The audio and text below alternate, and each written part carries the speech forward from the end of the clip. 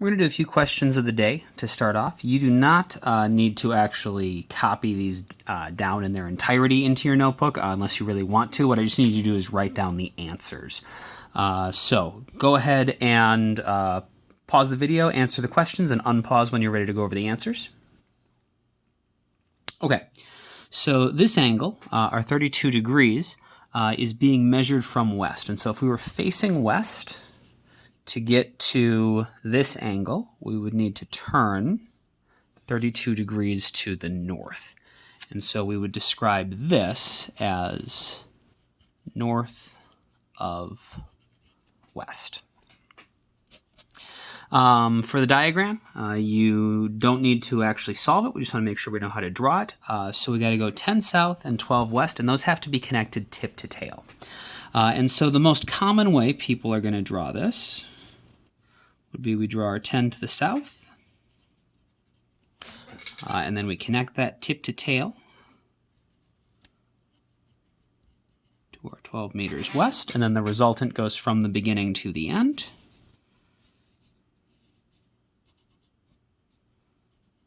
And we'd measure our reference angle right there.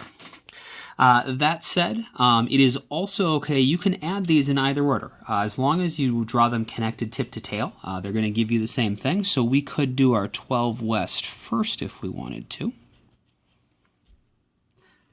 And then our 10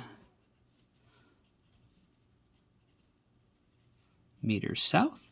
And then we would get a resultant going from the beginning to the end, which you can see is the exact same resultant. It's the same length, it's pointing in the same direction. We would just measure the angle from up here instead of down here. That said, these two angles, they're going to add up to 90 degrees. They're describing the exact same place. One is just how far it is from west, the other is how far it is from south.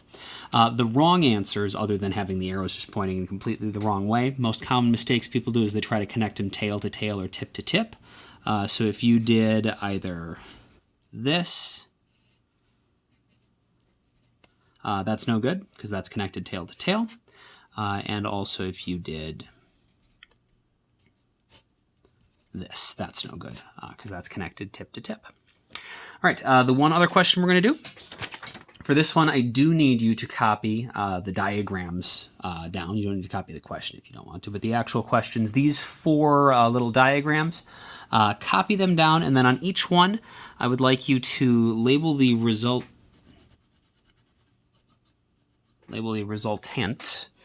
and draw in where the reference angle should be measured. Go ahead and pause the video, unpause when you're ready to go over the answers. Okay, so on the first one, the resultant is always the one that's connected tail to tail and tip to tip. So we can see these two are being added together because they're connected tip to tail. And then there's this one that's not connected tip to tail with them. It's tail to tail, tip to tip. It's going from the beginning to the end. So this is our resultant. We always have to measure the reference angle from the tail of the vector, which is this end. And we have to go to a major axis. And so the one that would make the most sense is to measure up here. Because if we just close our triangle, that'll tell us our angle from north. That said, you could, this would be like option 2. It would be a bit more work, but if you wanted to, for some reason, if you wanted to measure the angle compared to east instead of north, that would be okay, and that would also work and accurately describe our resultant. For the next one, we can see these two are connected tip to tail. This long arrow here is the one that is connected tail to tail and tip to tip, so that's our resultant. Again, we have to measure from the tail, and here we are going in the southwesternly sort of direction, and so we can either measure to south or to west. And in this case, it probably makes the most sense to measure to west because that's we've already got a line there. But you could, again, if you wanted to, you could measure this angle to south as well. All right, this is the one that starts to confuse people. The resultant is here. It's tail to tail and tip to tip. What people sometimes do is they try to just fill in this little angle because we've gotten in the habit on these other two that we've just been able to fill in the triangle and measure that angle. The problem is if you were to measure this angle, that would only tell you how many degrees your resultant is from some other vector that's pointing at an angle, and it wouldn't actually tell anyone anything. The whole point of the reference angle is to communicate where your vector is. And if you say, well, it's 10 degrees away from this other vector, that doesn't mean anything to anyone. And so in this case, we can't actually just measure something in the triangle. We're going to actually have to sketch in a little axis.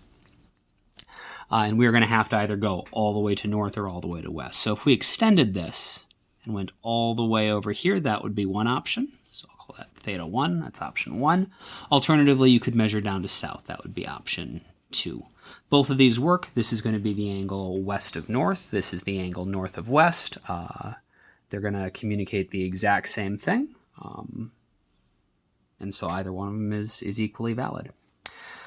And then for this one, there's a couple things going on here. One, the resultant is not the longest side. So on these other ones, the longest side was the resultant.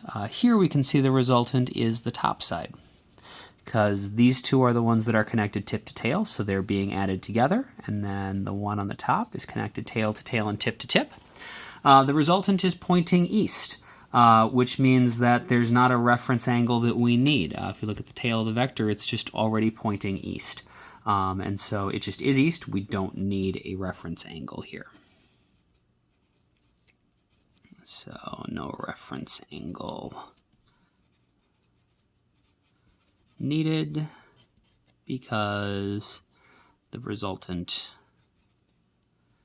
just points due east. And so you don't need to say how many degrees it is. The one thing I want to get formalized into our notes is this idea that we can measure two different angles and they will describe our vector.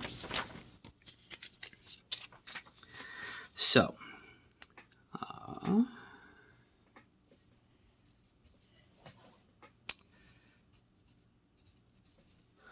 for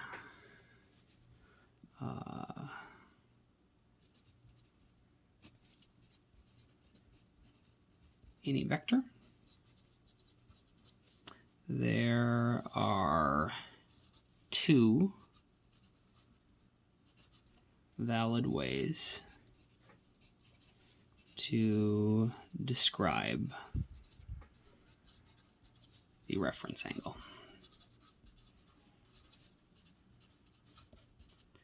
And so we'll just do a quick example so we can see what the pattern is. So let's say I've got my coordinate system here, and I've got my vector pointing here. So this is 40 degrees, and this is 50 degrees. And they're going to be, total's got to be 90 degrees because it's 90 degrees between north and east.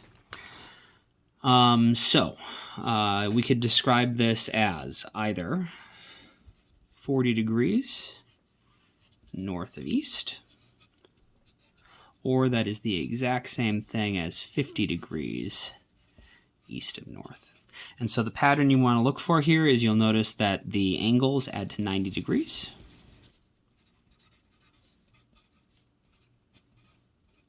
And we still have the same direction letters because we're still describing a vector that's in the northeast quadrant here, and so it's got to use north and east. It's just a question of whether we're actually measuring from north or east. And so the order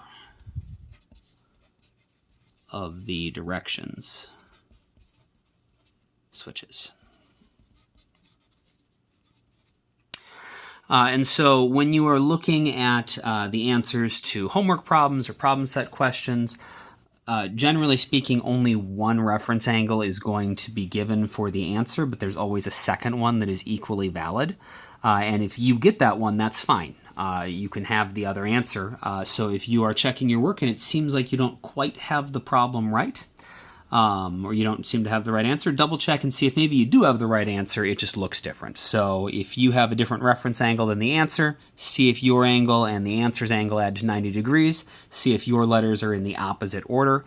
If that's the case, then your answer is still right. It's just the other way of describing the angle.